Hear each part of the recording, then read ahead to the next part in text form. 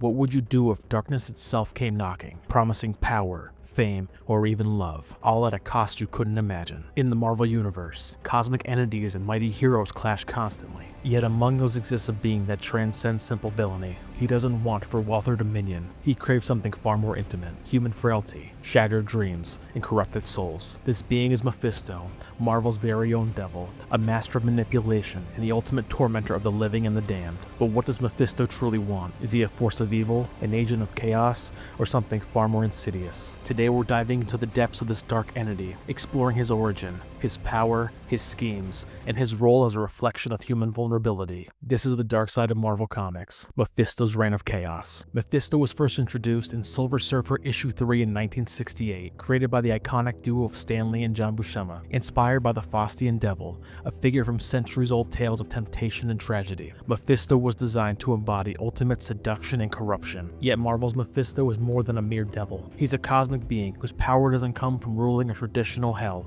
but from tapping into the depths of despair and moral weakness. In Marvel's cosmology, Mephisto exists as a fixture, one among many dark forces, but his goals set him apart. Unlike others, Mephisto doesn't seek mere destruction. Instead, he thrives on broken dreams, the desperation of souls, and the regrets of those who come to him in weakness. His domain isn't just a place, it's a reflection of his essence, a world that bends and twists according to his will, shifting the match the inner turmoil of those who enter it. Souls wander there, chained not by physical bonds, but by the memories and mistakes that haunt them. Unlike most villains, Mephisto is patient, waiting to attack in the perfect moment, watching as mortals and even heroes find themselves cornered by their darkest fears. In these moments of desperation, Mephisto strikes, offering bargains that seem to promise salvation but end in torment. With every deal and every shattered dream, he gains power, growing stronger from the innocence lost. From the beginning, Mephisto was obsessed with the Silver Surfer, a being of purity, conviction, and a moral compass so strong that it even defied the horrors of space. Norrin Radd, once a noble scientist from the planet Zenla,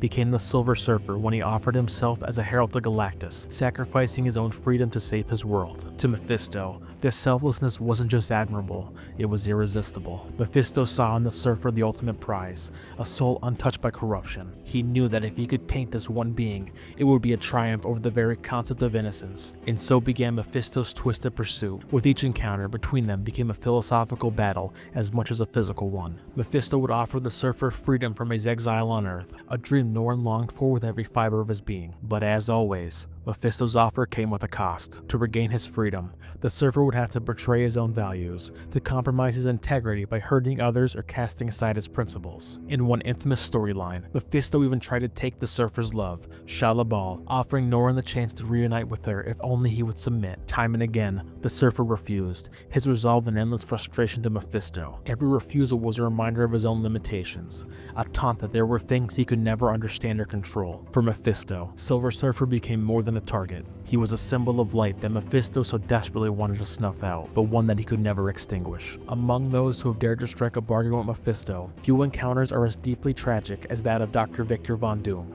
Doom, a man of immense pride and intellect, has never shied away from the pursuit of power, but in the original graphic novel, Triumph and Torment, Doom faces Mephisto not as a conqueror, but as a son, seeking the soul of his mother, Cynthia Von Doom. This victory is one of Mephisto's most profound victories, exploring the wounds of Doom's past. Cynthia was a sorceress who struck her own bargain with dark forces, ultimately falling victim to her own ambitions. Haunted by her damnation, Doom enters Mephisto's realm with Doctor Strange, hoping to free her. But Mephisto, knowing the power of this emotional hold, takes a more sadistic pleasure in their suffering. He tempts, taunts, and toys with Doom, crafting obstacles that force Doom to confront his own vulnerabilities. In the end, Doom and Strange succeed, but at a heavy cost. Cynthia, freed from Mephisto's grip, rejects Doom's actions, seeing the dark path her son has taken. Doom emerges from Mephisto's realm victorious, but forever scarred, knowing that even his greatest triumph comes with a price of self-doubt. Mephisto, meanwhile, watches with satisfaction, knowing that Doom's suffering will linger. For Mephisto, every wound that he leaves is a victory, and every scar a reminder of his power to expose the mightiest to their own inner demons. In the Spider-Man story arc One More Day, this power and influence takes a deeply personal turn. After Aunt May is gravely injured, Peter Parker finds himself trapped, desperate to save her yet unable to find a way. In his despair, he encounters Mephisto, who offers him a twisted deal,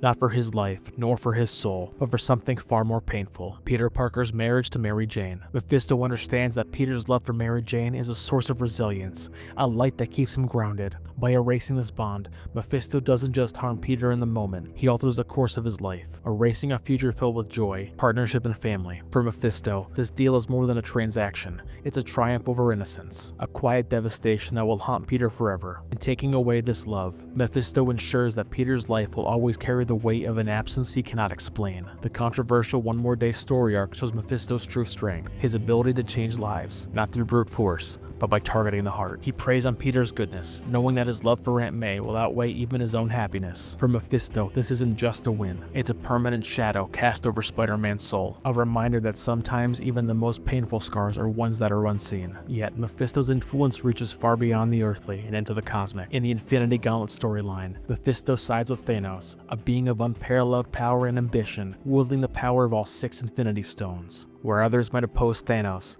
Mephisto seeks an opportunity. He whispers in Thanos' ear, stoking his ambition, flattering his ego, all the while plotting to seize the gauntlet for himself. To Thanos, Mephisto appears as a loyal servant, but to himself, Mephisto sees a chance to gain the ultimate power. Yet, even in his cunning, Mephisto cannot control Thanos. The Mad Titan eventually sees through the deception, casting Mephisto aside like a discarded pawn. Still, the story shows Mephisto's opportunistic nature, his willingness to risk everything, to play the long game, always seeking leverage, even among the gods. For Mephisto, this encounter is a reminder of his place in the cosmic hierarchy, yet it never stops him from seeking the next opportunity. His alliances are temporary, his loyalty is non-existent. Power for Mephisto is not about control, it's about proving his mastery of those who think they are above him. But what is Mephisto truly? Marvel's devil is more than a figure of hatred and torment. He's a paradox, existing only because goodness and innocence exist to be corrupted. Without purity, he has no purpose. Without light, he has nothing to taint. Mephisto represents a contradiction, a being who despises virtue, yet requires it to survive. His existence raises profound questions. Can pure evil exist without the good it seeks to destroy? Is Mephisto doomed to a cycle of hunger that even he cannot escape? In his pursuit of souls,